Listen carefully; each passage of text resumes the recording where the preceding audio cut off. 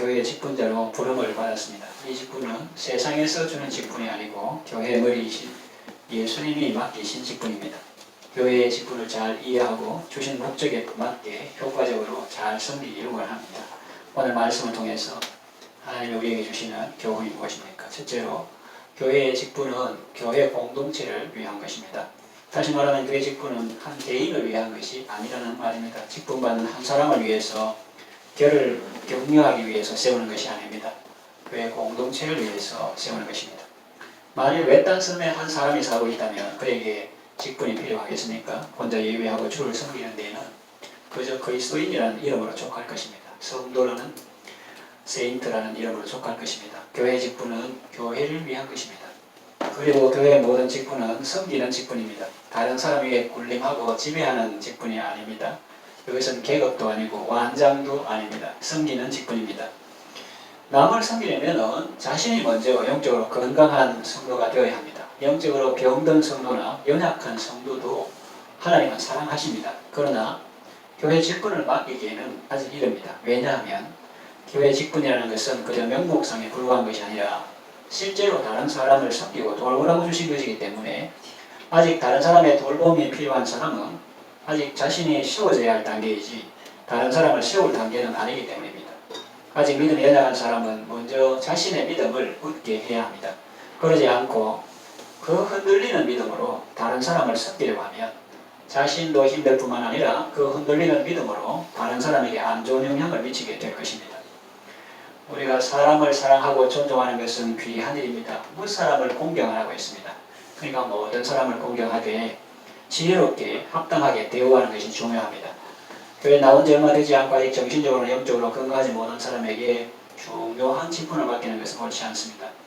신앙 성숙의 정도에 따라서 합당한 직분을 받고 잘 섬기면 본인에게도 유익하고 다른 사람에게도 덕스럽고 하나님께도 영광이 됩니다.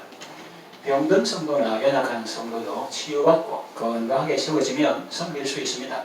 성도들의 신앙 성장을 위해서 저희 교회는 몇 과정을 준비했습니다. 교회는 작지만 그런 과정을 준비하는 분을 기다리고 또 학생은 지금은 없지만 주일학교를 만들고 늘 섬길 준비를 하고 있습니다. 그래서 안 믿은 사람이 교회에 오면 어떤 안내 과정이 있는데 제일 먼저 새가족 성공 공부 과정은 기본적인 신앙생활을 안내하는 것입니다. 그 다음에 1대1 제자 양육 성경 공부는 신앙 성숙을 위한 것입니다. 그리고 성숙의 길을 마치고 헌신의 길에 진입한 사람에게는 사역 훈련이 필요하고 또 다른 사람은 제자 삼는 사명의 길을 걷는 사람에게는 사명 훈련이 필요합니다. 하나님께서 은혜를 주시면 성도의 평생 개발 과정에 합당한 훈련들을 시행할 수 있을 것입니다. 이런 큰 틀 위에서 결혼을 앞둔 남녀를 위한 결혼 예비학교, 또 신혼부부를 위한 신혼부부학교, 학교를 길게 개설하지는 않고 한 6주 정도, 그리고 또 부부 행복학교, 아버지 학교, 어머니 학교, 재정학교도 필요에 따라 개설할 수 있습니다. 제 딸아이가 결혼할 때 사회될 사람은 서울에 있고 그래도 부산에 있는 그런 이 신혼부부학교, 결혼 예비학교 이런 데에 가서 6주 동안 그렇게 공부를 하도록 그래서 좋았다고 그렇게 말했는데 그 목사님도 사람이 서울에서 내려와가지고 학교가 좋았다고 결혼할 때 기도도 하려고 그래 했는데 그래서 이 신혼부부 학교, 결혼 예비 학교 이런 것도 필요에 따라서 개설할 수 있습니다. 우리의 교범은 성경 말씀인데 지금은 공예배에 참석하고 각자 성경을 읽는 정도로 생활하고 있습니다.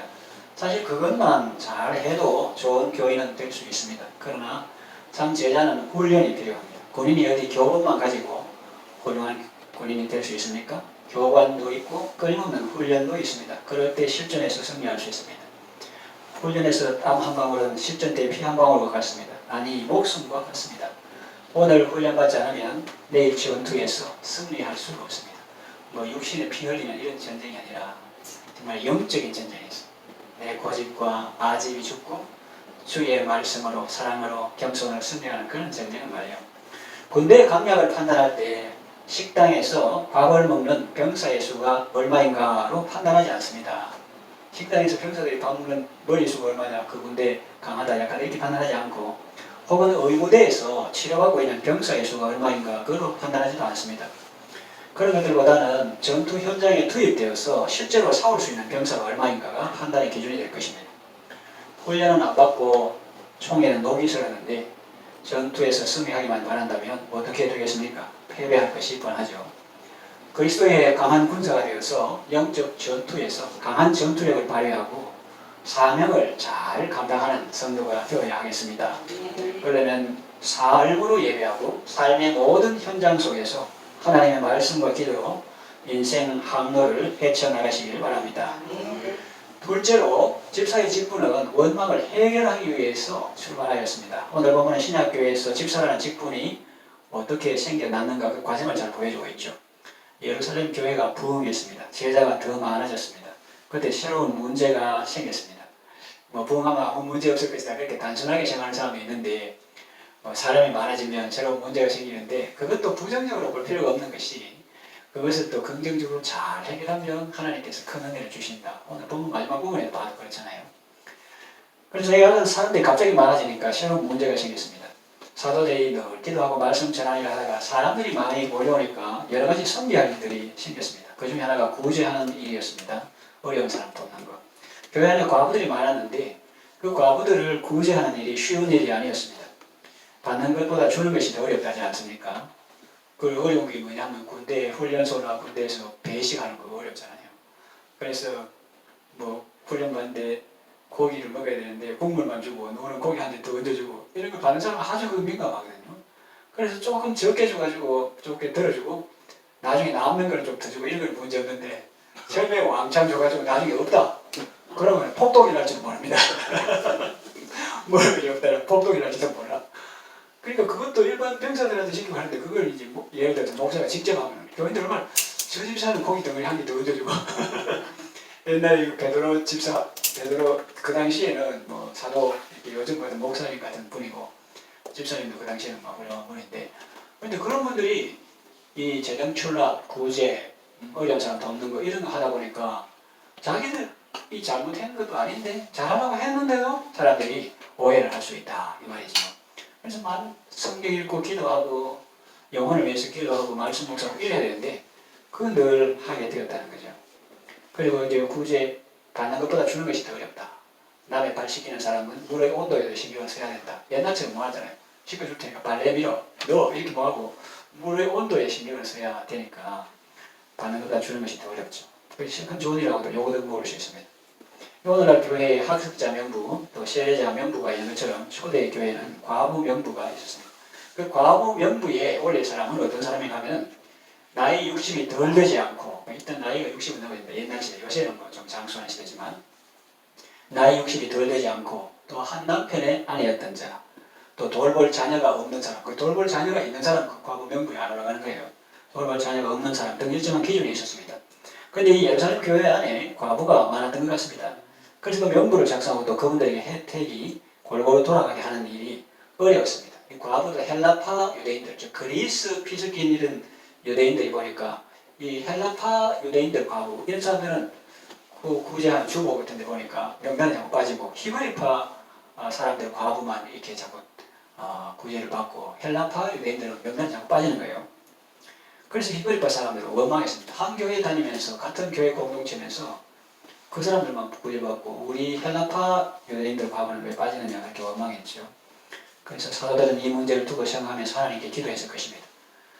그리고 모든 제자들을 불러서 그 앞에서 이렇게 공포했습니다. 우리가 사도가 하나님의 말씀을 제쳐놓고 이 재정 출납을 돈을 만지고 은행에 이렇게 넣고 하고 이런 재정 출납을 일 삼는 것이 마땅치 않습니다. 여러분 가운데에서 성령과 지혜가 충만해서 칭찬받는 사람 7을 택하십시오. 우리는 이 일들을 그들에게 맡기고 우리는 오로지 기도하는 일과 말씀 사에게 힘쓰겠습니다. 그렇게 하니까 이제 온 머리가 그 말을 듣고 기뻐했습니다. 그리고 7 집사를 택해서 사도들 앞에 세웠습니다. 사도들이 기도하고 그들에게 안수했습니다. 이렇게 해서 그 과부 문제, 구제 문제는 잘 해결되었습니다. 그래서 이 집사 직분은 교회 안에 일어나는 원망이나 불평을 잠재우기 위해서 생겨났습니다. 그래서 집사는 원망을 잠재우는 사람이지 원망하는 사람이 아니라는 거죠. 집사는 문제를 해결하는 사람이지 문제를 일으키는 사람이 아닙니다. 또 집사는 일꾼이지 일을 만드는 사람이 아닙니다. 제가 하는 말이기도 하지만 성경에도 나와요. 초대교회 때도 일을 하지 않고 일을 만들기만 하는 사람이 있었나 봅니다. 데살로니가후서 3장 11절 12절 보니 우리가 들은즉 너희 가운데 게으르게 행하여 도무지 일하지 아니하고 일을 만들기만 하는 자들이 있다니 이런 자들에게 우리가 명하고 주 예수 그리스도 안에서 권하기를 조용히 일하여 자기 양식을 먹으라 하노라 그러죠. 그래서 우리가 이제 사람들이 많이 오고 교회가 크지만 문제가 될 것이다 그렇게 생각하면 곤란하고 그때는 또 새로운 문제가 생기는데 그것도 부정적으로 생각하지 말고 긍정적으로 생각해서 사람이 많으면 생각지도 못한 문제가 생기는데 그것도 잘 해결하면 하나님께서 더 큰 은혜를 주신다. 또 그것조차도 하나님께 기도해야 돼요. 야베스처럼. 실제로 오늘 본문을 통해 주시는 교훈은 선택과 집중을 잘했을 때 교회는 더욱 성장하였습니다. 사도들은 재정출납을 집사들에게 맡겼습니다. 그리고 사도들은 오로지 기도하는 일과 말씀 사이에 힘을 썼습니다. 그 결과는 무엇입니까? 7절에 보면 하나님의 말씀이 점점 왕성했다고 말합니다.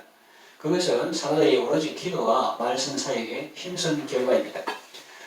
제자의 수가 더 심히 말하자고 흔한 제사장의 무리들이 도에 복종하는데 얼마나 그 하나님의 말씀이 왕성했는지 제사장의 무리 같은 유대교잖아요. 유대교, 기독교가 아니고 유대교인들도 이 기독교에 이렇게 이 도에 복종하니라 이렇게 되어 있습니다.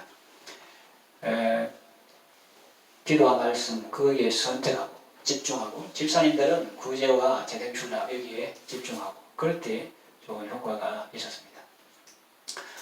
요즘 이중직에 대해서 그 말이 많지만 목사 치고 오로지 기도하는 것과 말씀 전에 전부 하고 싶지 않은 사람이 어디 있겠습니까? 근데 하고 싶은데 또 교회 여건이 안 되니까 이중직도 하고 그런데 그래서 마음속에는 죄송함과 바람이 있겠죠. 죄송함은 하나님께서 나를 오로지 그 목적을 위해서 부르셨는데 내가 이거 하다가 이런 쪽에 농사 짓거나 물품 판매하거나 이런 서비스 하는데 신경 쓰여가지고 하나님을 온전히 담아하고 성도들에게 가야 할 기도 시간이나 이런 것이 부족하다 하는 그런 죄송함도 있고 또 하나의 바람은 언제쯤에 나는 정말 목회에 오로지 기도하는 거 말씀 전에 전무할 수 있을까 그런 생각을 하는 거죠. 그런데 또 어떤 사람은 모르고 목회가 이중직 된다 안 된다 이러는데 사실은 그 일선에 있는 그 본인이 이렇게 이제 기도하면서 하는 거고 위에서 법으로 해라 말라 그렇게 할 것은 아니다 그렇게 말하는 사람도 있습니다. 또 어떤 사람은 부름받은 사람은 굶든지 죽든지 하나님께서 다 타치되니까 모든 하나님께 맡기고 무조건 가면 그렇게 생각하는 사람도 있습니다. 우리는 다른 사람이 아니고 본인이기 때문에 각자 자기 하나님 앞에서 진실하게 그렇게 하면 좋겠죠. 그리고 개들교회는 집사님을 맡기려 해도 사람이 없으니까 또 사람이 좀 왔다 가니까 뭘 믿고 맡길 사람이 없으니까 하는 경우도 있는데 그런 거를 목사님이 진행주라고 한다 그렇게 말할 수도 없는 것이고 우리는 이제 케바케로 이렇게 생각해 봐야 되는데 케이스 바이 케이스로. 근데 이 초대교회는 그랬다는 거예요. 기도하는 것과 말씀 전에 전무했을 때 하나님의 말씀이 점점 왕성했고 예루살렘에는 제자의 수가 더 심히 많아졌다 그렇게 했습니다. 우리도 하나님께서 각자에게 맡겨주신 직분을 잘 수행할 때 하나님께서 우리의 사역에 풍성한 열매를 주실 것입니다. 말씀을 정리해 마칩니다. 교회의 직분은 성도 개인을 위한 것이 아니라 교회 공동체를 위한 것입니다. 그리고 교회 안에 발생하는 문제들을 잘 해결하라고 주신 것이지요. 직분을 받은 사람들이 역할을 분담하고 각자 맡은 직분을 잘 수행했을 때 하나님의 말씀은 점점 왕성해서 더 많은 사람들이 예수님을 믿게 되었습니다. 교회 직분을 잘 이해하고 그 직무를 잘 수행함으로 자신도 복받고 이웃에게 덕을 세우고 교회 공동체에 유익을 끼치며 하나님을 영화롭게 하는 성도가 되시기를 바랍니다.